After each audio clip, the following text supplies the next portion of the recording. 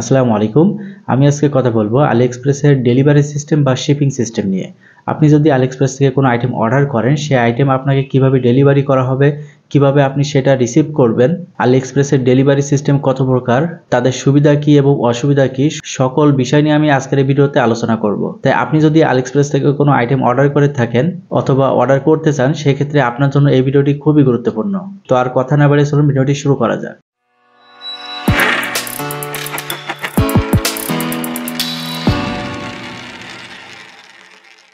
AliExpress থেকে যদি আপনি কোনো আইটেম অর্ডার করেন, তাহলে তিনটা সিস্টেমের মাধ্যমে আপনি বাংলাদেশ থেকে সেই আইটেমটা রিসিভ করতে পারবেন। আর এক নম্বর হচ্ছে সরকারি কুরিয়ার সার্ভিস, যাকে বলা হয় পোস্ট অফিস। দ্বিতীয় নম্বর হচ্ছে প্রাইভেট কুরিয়ার সার্ভিস এবং তৃতীয় নম্বর হচ্ছে ড্রপ শিপিং।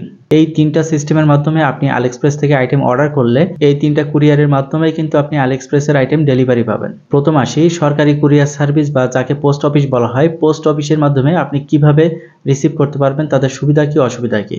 আপনি যখন কোনো আইটেম অর্ডার করবেন, আইটেম অর্ডার করার সময় সেই আইটেমে দেখবেন নিচে শিপিং নামে একটা অপশন আছে। সেই অপশন থেকেই কিন্তু আপনাকে সিলেক্ট করে নিতে হবে আপনি কোন শিপিং এর মাধ্যমে নেবেন। শিপিং সিলেক্ট করার সময় সেখানে দেখবেন যে ফ্রি শিপিং আছে, অনেকটা আছে কিন্তু পেইড শিপিং আছে। তো আপনি কোন শিপিং এর মাধ্যমে নিতে চাচ্ছেন সেটা কিন্তু সিলেক্ট করে দিতে হবে। অটোমেটিক্যালি ডিফল্ট ভাবে একটা শিপিং সিলেক্ট করা থাকে, সেটার প্রাইস সাধারণত কম হয়।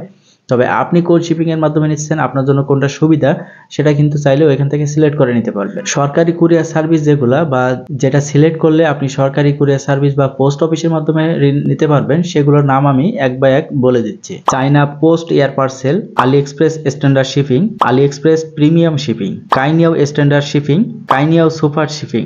এই শিপিং গুলো যদি আপনি সিলেক্ট করেন, সিলেক্ট করলে কিন্তু আলিএক্সপ্রেস থেকে সেই আইটেমটা আপনাকে পোস্ট অফিসের মাধ্যমে আপনাকে হোম ডেলিভারি করবে। আলিএক্সপ্রেস থেকে যখন আইটেমটা আপনার বাংলাদেশে আসবে এবং পোস্ট অফিস থেকে যখন আপনাকে ডেলিভারি করতে যাবে, তার জন্য কিন্তু এক্সট্রা কোনো টাকা দিতে হবে না।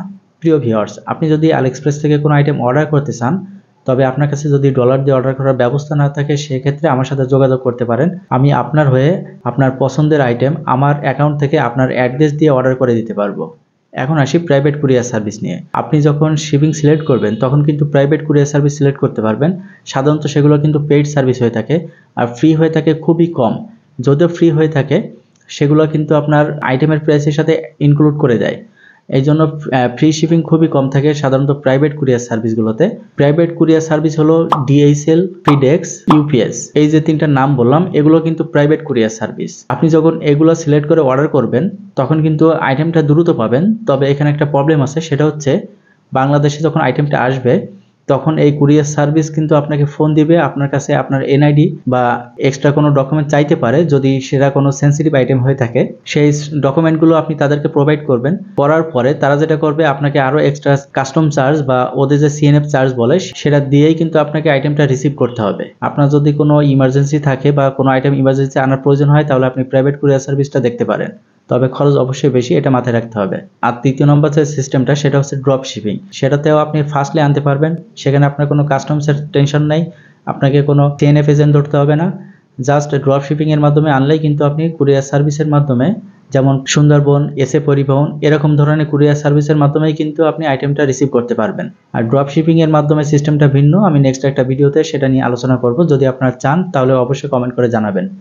তো আজকের ভিডিও এই পর্যন্ত, দেখা হবে নেক্সট কোনো ভিডিওতে। ভালো থাকবেন, সুস্থ থাকবেন, আল্লাহ হাফেজ।